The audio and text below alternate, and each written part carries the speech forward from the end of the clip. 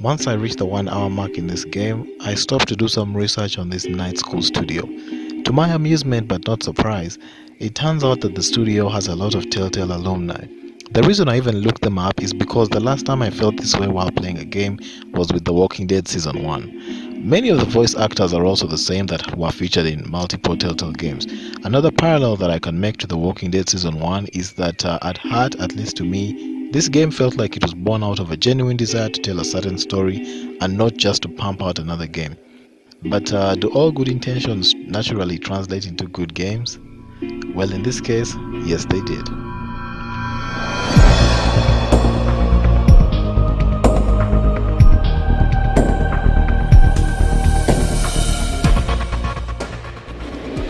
Yeah, anybody need a smoke? I have a full pack. No thanks. I mean, I literally just said the clean air thing, so...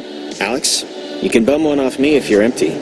No thanks. I don't smoke. Last time I had one, it didn't go well.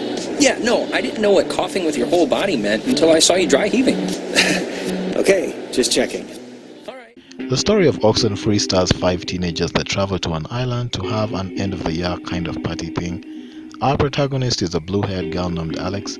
Along with her are her best friend Ren, her new step-brother Jonas, Ren's secret crush Nora, and Nora's friend Clarissa. Shortly after the teens get onto the island, they encounter a cave and accidentally open up a supernatural rift which sets in place the events for the rest of the game. What the... Hello? Dear Ditto, every line in. Oxenfree plays out like a suspenseful thriller type story, presenting a grand mystery that slowly reveals itself over the course of the game.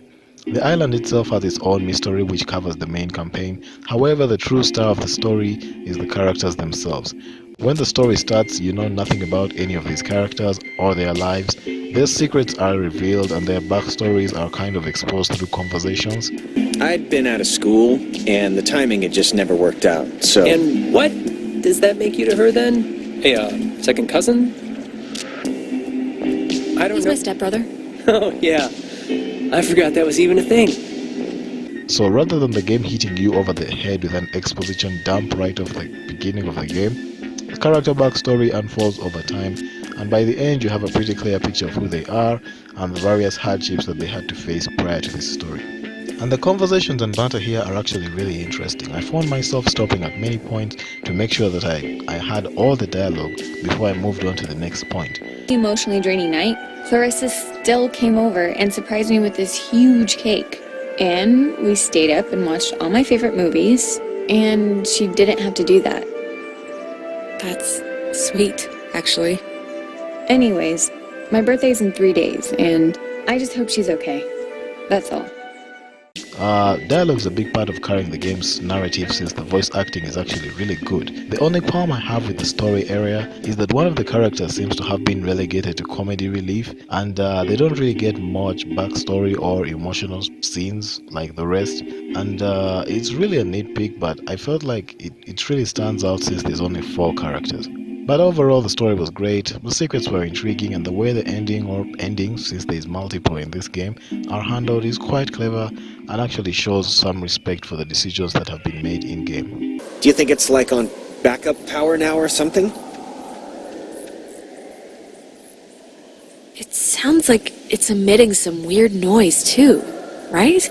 Yeah, a little. For some reason it reminds me of the cave. Let's just try to get the power on, alright? Everything about this is making my skin crawl.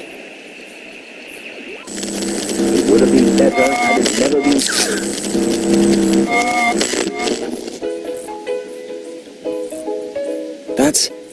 That's...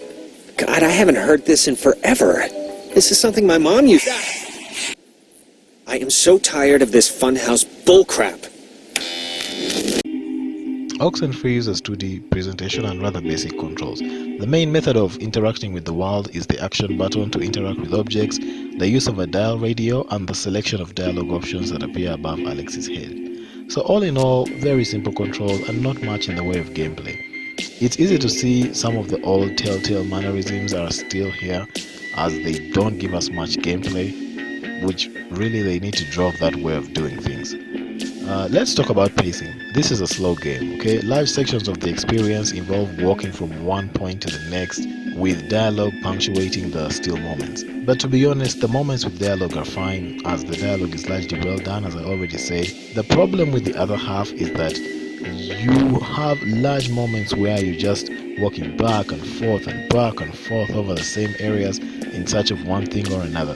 This can get pretty annoying. If only the characters could maybe run or, fast travel, this could have very easily been alleviated. Much of the lore and past happenings on the island can also be traced through special collectibles like letters in the game, and these help flesh out the adventure even more.